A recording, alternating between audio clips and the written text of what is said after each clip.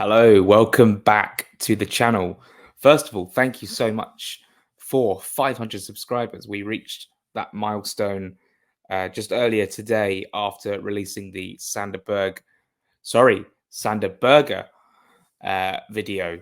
That is how you pronounce his name, Sanderberger. So we will be going with that from now on. Thank you to that person that pointed it out in the comments. What are we doing now? Let's preview Leicester. Let's do it. We've got 2 days until the game, and it's a big game. You know, it really is. It's a big game because now Fulham, after losing to Manchester United by a goal to nil, are on 0 points. Leicester are on 1 point after getting a very good point out of Spurs, and Fulham's first home game not back in the Premier League of the season. And I think Fulham need to win just to get the confidence up a little bit after last week's late disappointment. Right, let's look at Leicester. At the time of recording, which is 4:30 on Thursday, Leicester City are close to signing Jordan Ayew from Crystal Palace. It just seems that Crystal Palace are selling all their players to Premier League rivals this summer. That's obviously a joke. But obviously, if you're a Palace fan, which my brother is, and my cousin is, and a lot of my family is actually, which is interesting, I would be pretty concerned. However, let's have a look at Leicester. So Jordan Ayew might be involved in the matchday squad if he's registered in time by Friday at noon, I think, and then he can be registered in time to play at Craven Cottage or be a part of the squad at Craven Cottage on Saturday. Let's have a look. Okay, so Leicester lined up like this. Hermansen in goal, Justin at the back with Vestergaard, Wout Faes and Christensen, Winks and Ndidi, and then just ahead of them, Fatawu, Buonanotte, and would you believe it, Bobby De Cordova-Reid, and up front is Jamie Vardy, or was Jamie Vardy. So 4-2-3-1 on paper here, similar to how Fulham, of course, line up. And okay, what did I think of Leicester's performance? It was a game of two halves, wasn't it? First half, far too easy to play through with players like Son and especially Maddison.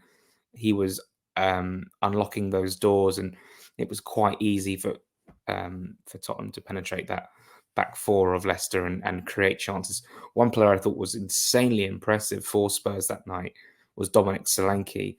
I thought he looked really lively and could have scored on a couple of occasions.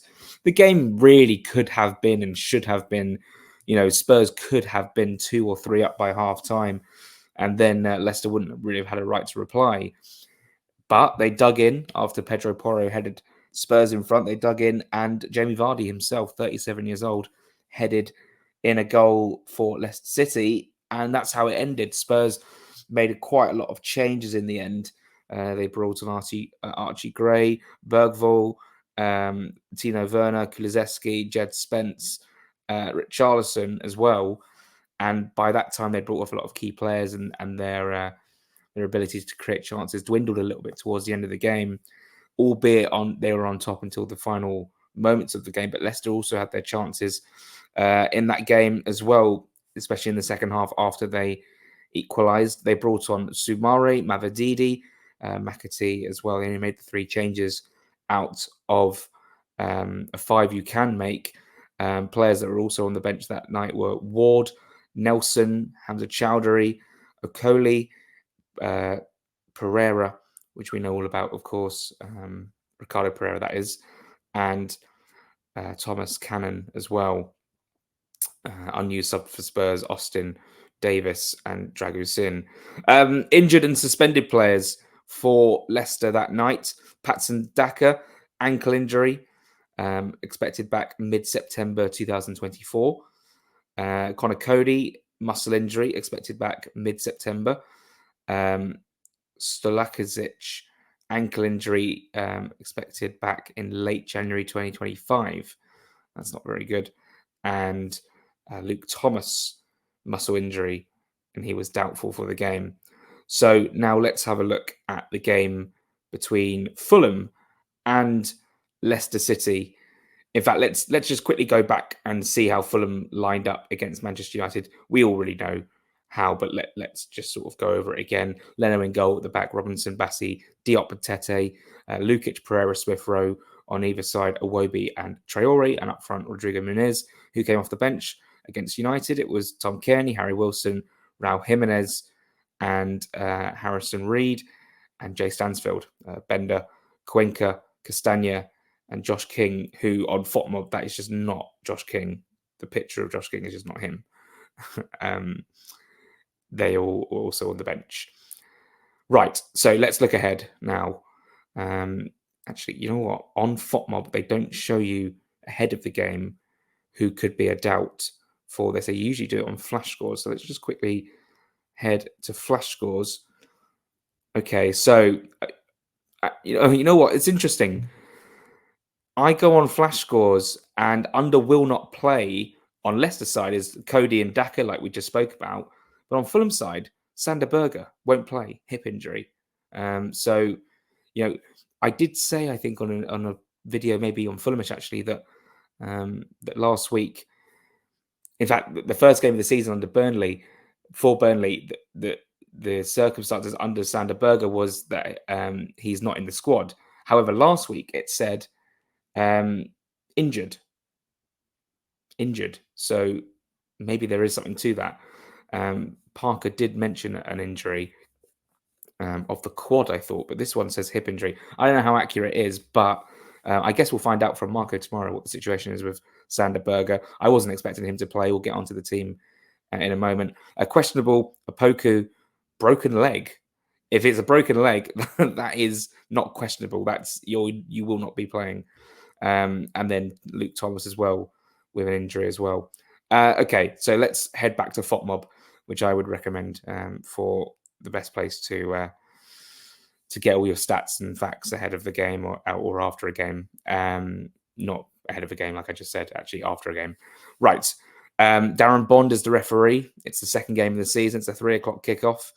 Let's talk about the game now without staring at my phone. It's a big one, I think. Fulham need to get off to a good start at home. They need to make Craven Cottage a fortress this season. And we have, our next two home games are against Leicester and West Ham. And then the one after that is Newcastle. This is a run of fixtures now that if you isolate them into the next three, albeit there's an international break in between the two, in between the second and the third, these are quite big games for Fulham. Leicester newly promoted, Ipswich newly promoted, and a West Ham team who lost on the opening day or the opening game to Aston Villa at the London Stadium. Actually, I apologise to FOTMob. There is an injured tab right here, so I've completely missed that one out. On FOTMob, when it comes to injured players, Cody, Thomas, Daka are all there, as I already mentioned twice now. But on Fulham side, there's no injuries reported. So Sander Berger, we'll find out tomorrow from the press conference. So shall we actually just get on with previewing the game?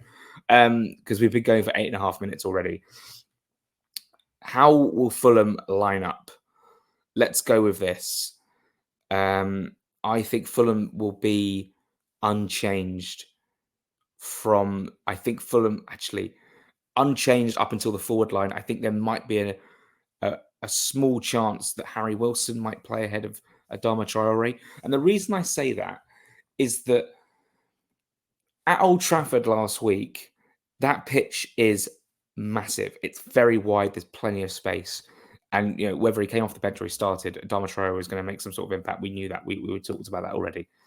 The reason I think he won't start against Leicester and he will be brought off the bench, and maybe not even just for, this home game, but the home game is subsequently coming, unless his form is incredible at Adama Traore.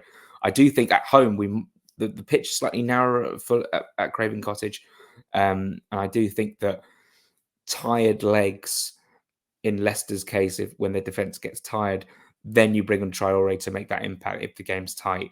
I thought that United was a good opportunity to sort of get at them early by getting Adama Traore, and obviously we saw him have a couple runs at the defence and get around the defence as well and put balls into the box. But this I think could be an opportunity for Harry Wilson. He can cut in towards his left. He can play balls into the box for Muniz, and then you've got Iwobi on the other side as well. And then again, like Pereira and Smith Rowe will sort of interchange between the central attacking midfield position and the number 8. Like I say, I don't think Sander Berger's ready to play. Oh, but will Joachim Andersen play? You know what? I've completely, because we haven't announced Joachim Andersen officially. There'll be another video on the channel when that does happen. Check your phones on the hour. Usually they get announced on the hour, but Fulham have tweeted on the hour for the last couple of hours actually. So maybe are they waiting for a Friday signing with Joachim Andersen, or are they going to do it tonight and have 2 signings in one day? We shall see. So Andersen actually, could come in and replace Diop straight away, and that would be a bit of a statement of intent really from Marco Silva. But I do think, and we've seen it before, when a player's had a good game and he's not going to be replaced. If a player has a bad game and makes mistakes, then maybe there's more opportunity for that player to be replaced. But Issa Diop at Old Trafford, I thought was pretty good, and actually didn't really put a foot wrong all night. If anything, Calvin Bassey was the one who made 1 or 2 mistakes. Obviously, the famous one that let in Rashford, who laid it on a plate to Garnacho. How he missed that, I've no idea. But Calvin Bassey is the left-sided centre-back. Anderson's a right-sided centre-back. And so is Diop. I think Diop will keep his place. I think Andersen will be on the bench if they can register him in time. I think Sadenberg will probably be on unless he's injured. I mean, we'll find out tomorrow. But let's say he's not injured and Flash Scores have it wrong. Then Sanderberger could be on the bench, and that will just sort of give an idea of how that bench will look at full strength when the window closes. Albeit Fulham's business is not over yet. Not over yet. We've still got just over a week to go until the window closes. 8 days and about 6.5 hours. 8 days and about 6.5 hours until the window closes. So so actually I do think Fulham will be unchanged, apart from Wilson coming in to replace Adama Traore, who maybe come off the bench. So it'll be a front 3 of Wilson on the right, Iwobi on the left, and Muniz up front. Sasha Lukic, Pereira, Smith Rowe. I'm working backwards here. Robinson, Diop, Robinson, Bassey, Diop, Tete, in goal, Leno. I think that's how they line up. In terms of Leicester, I mean, there were enough encouraging signs in the second half that made me think that they might stick with that same lineup or a similar lineup, and maybe they might change things around. They might start the likes of Mavididi ahead of Bobby De Cordova-Reid or Fatawu. McAtee also might play a bit of a role as well. McAteer, he's just signed a new contract at the club. Sumare might replace one of Harry Winks or Ndidi. Oliver Skip, of course. I forgot about him. He actually signed on the day that they played Tottenham, but wasn't registered in time. So he'll be involved as well. So that's basically 2 new signings in their ranks as well to add to their squad, which will be Skip and Ayew. There you go. So it'll be interesting. In terms of the back 4, I expect it to be Vestergaard and Vass again, Justin and Christensen on either side. I expect that to be the same back 4. They might just change things around a little bit. Maybe play Oliver Skip alongside Harry Winks, or Skip alongside Ndidi. Maybe stick with Fatawu. Maybe they won't stick with Bobby Reid, or maybe they will. I'm not sure. Buonanotte definitely as the 10, and because of the injury to Patson Daka, I would imagine that apart from, because the other only attacker they've got on the bench is Cannon, I imagine they'd start again with Jamie Vardy. Buonanotte, of course, signed on loan from Brighton. That is a good signing. I mean, who's got the better 11? I think Fulham do. I mean, yeah, Vardy scored on Monday, but he's 37. I think this, I could go and eat my words here. But I think a 22-year-old Rodrigo Muniz right now is just, I think is the more favourable striker in my opinion than a 37-year-old Jamie Vardy.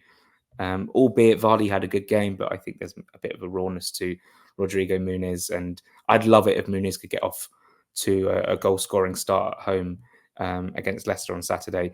What we mustn't forget is Ryan Sessegnon, of course, wasn't involved on Friday night against United, so will he be back on the bench for this game against Leicester? Hopefully, because it would be nice to see the homecoming of Sess at Craven Cottage, which actually then does point to, if we go back to the Fulham team that played on Friday, how's the bench going to look? I've named my starting 11. How's the bench going to look for Fulham? So, I mean, it will be Bender as the keeper, Cuenca, Castagno, I think. I don't maybe, because Josh King played Tuesday night, played really well, 2 assists, and won the penalty. But then Harrison Reed will keep his place on the bench. Oh, this is difficult. Actually, it's quite difficult because suddenly if you've got 3 players who weren't featuring against Manchester United, I think they'll all be on the bench, or all could be on the bench. That is Anderson, that is Berger, and that is Sessegnon. That means 3 have to drop out. Does that mean that Stansfield doesn't make the bench? Does it mean Josh King doesn't make the bench? Does it mean Raul Jimenez doesn't make the bench, or Harrison Reed? That is tricky. Someone's going to have to miss out here, and I don't want it to be Jay Stansfield, because I don't want Jay Stansfield to be like, okay, well, you came on against United, but now we've got a couple more players in. You're now, not going to be on our bench. But then again, we still have Jimenez as an attacking option on the bench. I do think Stansfield, given the multiple positions he can play, should be on the bench.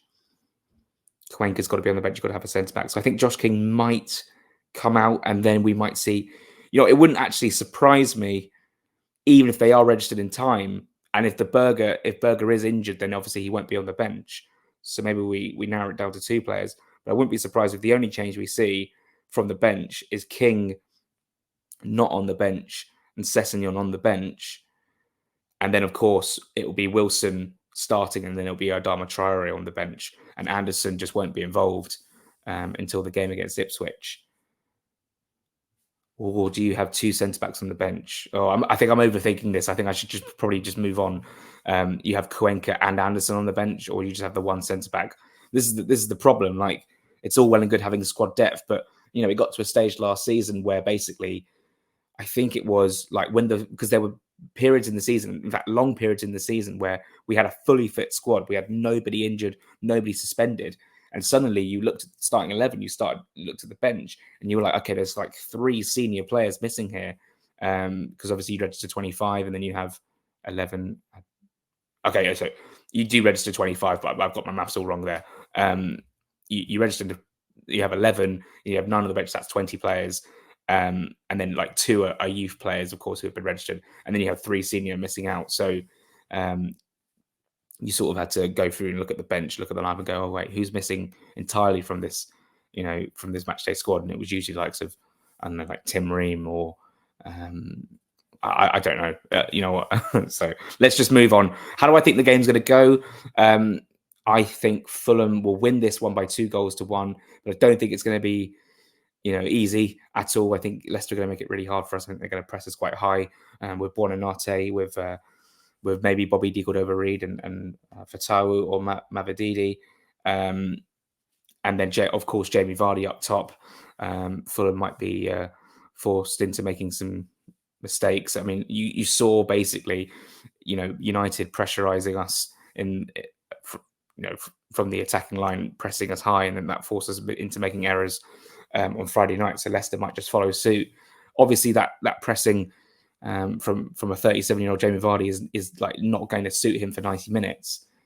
So it will be those sort of early stages of the game where it's quite key that Fulham sort of avoid making those mistakes, avoid letting Leicester get to us basically, and trying to create chances of our own. I think Fulham will have the majority of the ball in this game.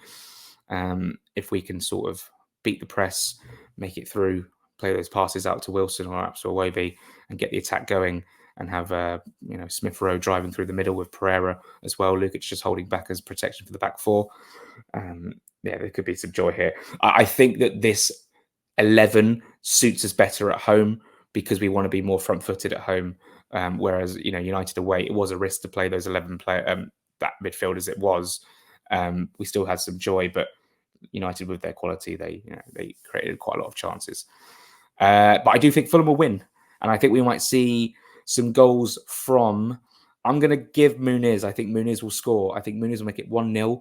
I think Iwobi will make it 2-0, despite having a really bad game against Man United. I back Iwobi to get some goals this season, get some assists this season, and I think he'll get his first one in the second half, around the 60th minute, for Iwobi to make it 2-0. And I think that Leicester will get a goal back through Buonanotte. This is quite specific. I mean, I just think we're going to win 2-1. But if we want to create scenarios, let's create a scenario. Buonanotte gets a goal back around 84, 85. It's nervous. You can feel the atmosphere. It's tense. Leicester maybe get a corner, in the final stages looking to equalise. But Fulham do hold out for the win and get their first 3 points of the season. That's how I think it's going to go.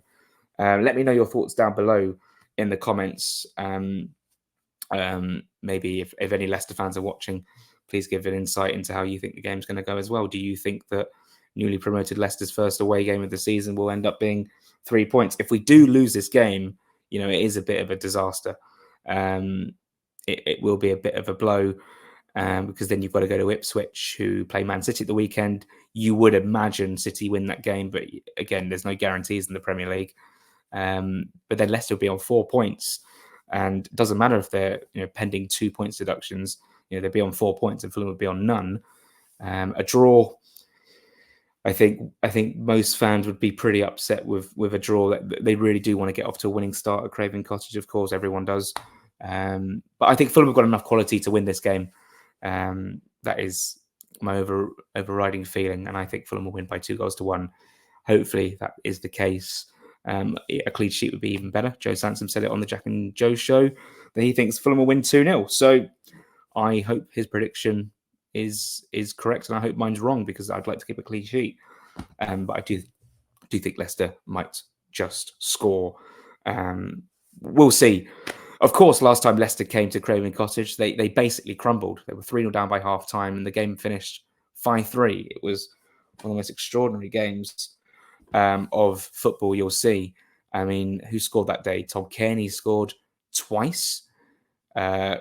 Vinicius scored as well. Who scored the first one? Willian. It was a free kick. And then did Willian score the fifth? I can't quite remember.